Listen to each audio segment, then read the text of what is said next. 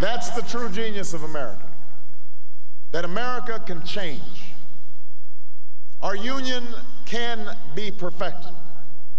What we've already achieved gives us hope for what we can and must achieve tomorrow. This election had many firsts and many stories that will be told for generations, but one that's on my mind tonight is about a woman who cast her ballot in Atlanta. She is a lot like the millions of others who stood in line to make their voice heard in this election, except for one thing. Ann Nixon Cooper is 106 years old. She was born just a generation past slavery, a time when there were no cars on the road or planes in the sky, when someone like her couldn't vote for two reasons: because she was a woman and because of the color of her skin. And tonight, I think about all that she's seen throughout her century in America, the heartache and the hope, the struggle and the progress, the times we were told that we can't, and the people who pressed on with that American creed, yes, we can. At a time when women's voices were silenced and their hopes dismissed, she lived to see them stand up and speak out and reach for the ballot. Yes, we can. When there was despair in the Dust Bowl and depression across the land, she saw a nation conquer fear itself with a new deal, new jobs, a new sense of common purpose. Yes, we can. When the bombs fell on our harbor and tyranny threatened the world, she was there to witness a generation rise to greatness and a democracy was saved.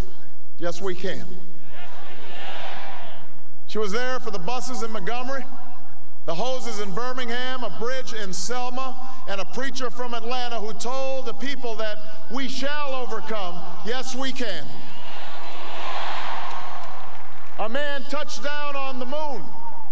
A wall came down in Berlin. A world was connected by our own science and imagination. And this year, in this election, she touched her finger to a screen and cast her vote. Because after 106 years in America, through the best of times and the darkest of hours, she knows how America can change. Yes, we can. America, we have come so far.